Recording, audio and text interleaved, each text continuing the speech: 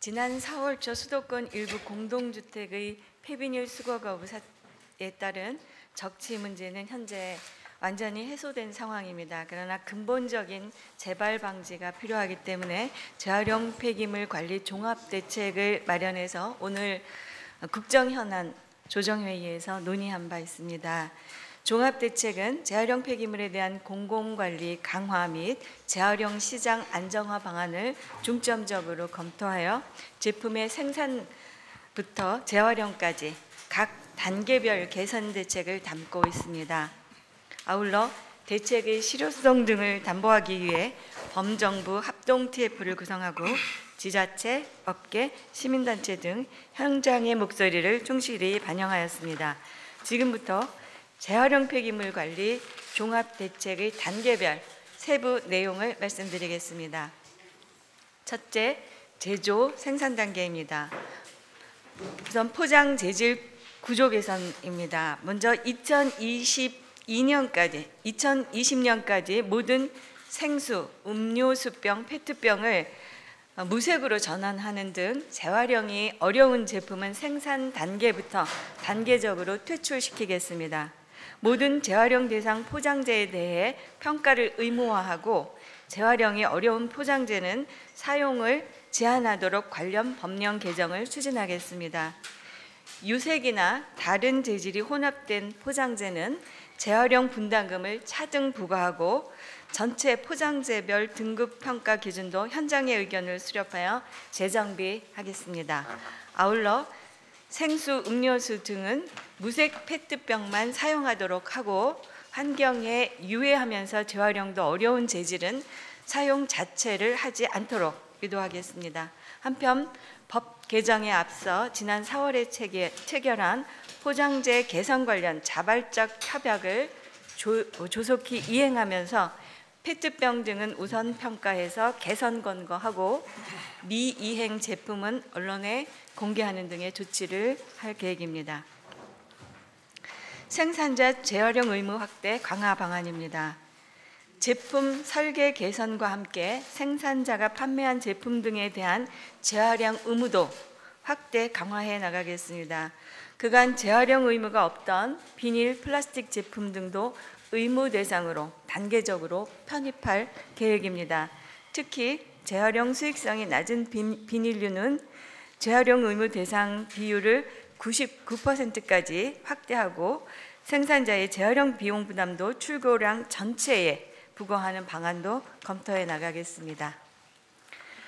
두 번째, 유통 소비 단계입니다.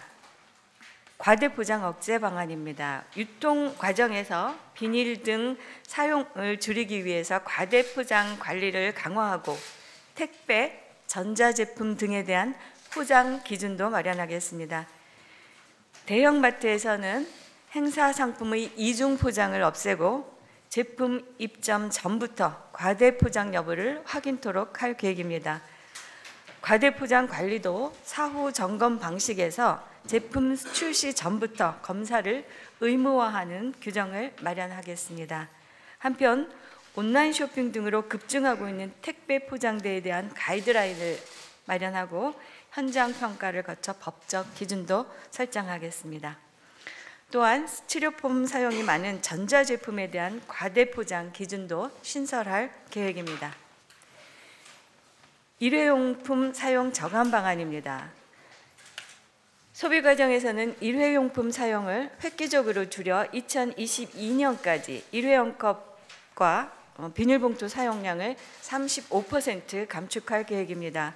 우선 일회용 컵은 커피 전문점 등과 자발적 협약을 강화해서 텀블러 사용 시 가격 할인 등 혜택을 제공하고 테이크아웃 컵도 회수를 촉진하여 재활용되도록 컵 보증금, 판매자 책임 재활용 제도 등을 법제화하겠습니다.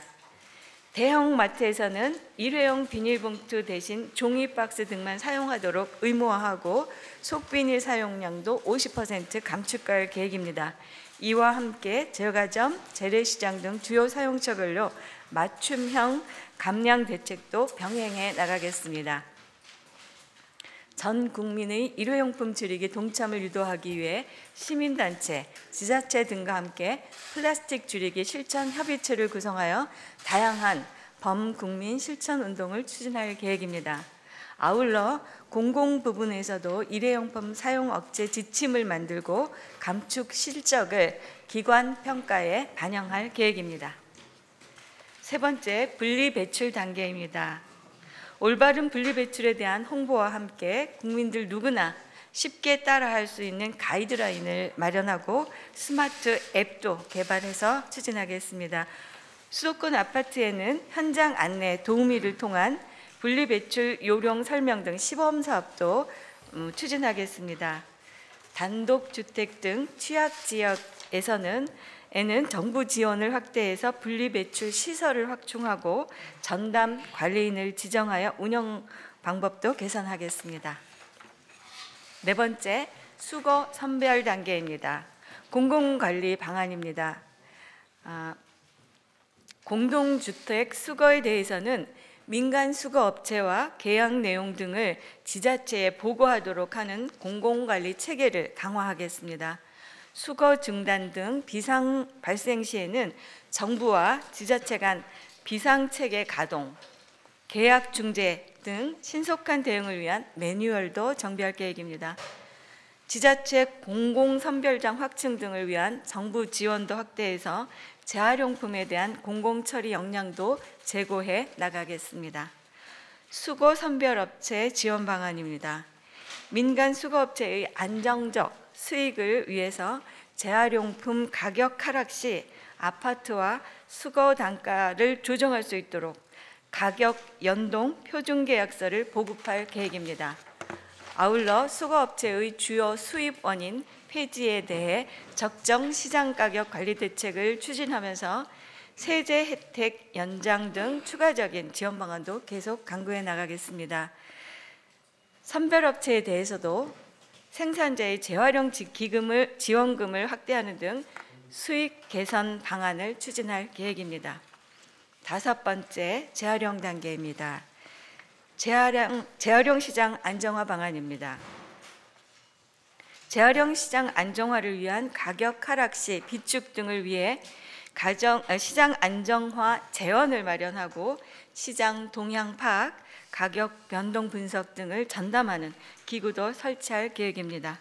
또한 수입 폐기물에 대한 사전 심사를 강화하고 국산 재생원료가 우선 사용될 수 있도록 사용업체의 이용 목표율을 제고해 나가겠습니다.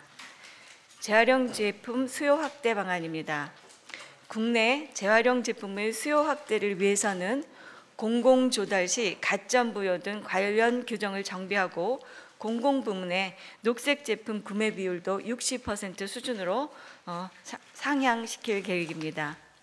폐비닐, 페트 등을 활용한 재활용 신기술은 조기에 상용화될 수 있도록 실증화 사업을 지원하고 중장기 기술 개발 계획도 마련할 계획입니다. 마지막으로 폐비닐의 주요 사용처인 고형 연료에 대해서는 환경관리 기준을 강화하고 주민 수용성을 높이도록 하겠습니다. 다만 생활 폐비닐로 만든 고용 연료에 대해서는 관리 체계의 합리적 개선과 신규 사용처를 확대하는 노력을 병행할 계획입니다. 존경하는 국민 여러분, 플라스틱 폐기물 문제는 이제 우리나라뿐만 아니라 전 세계의 공통 관심사로 떠오르고 있습니다. 특히 우리나라는 좁은 국토와 자원이 부족한 상황이기 때문에 계속적으로 매립이나 소각을 하기도 어려운 상황입니다. 따라서 일회용품을 줄이고 재사용, 재활용을 늘려 지속 가능한 자원순환형 사회로 전환하는 것은 이제 피할 수 없는 선택이 되었습니다. 정부에서는 기관 간 긴밀한 협조를 통해서 종합 대책이 현장에서 신속히 이행되도록 총력을 기울이겠습니다. 감사합니다.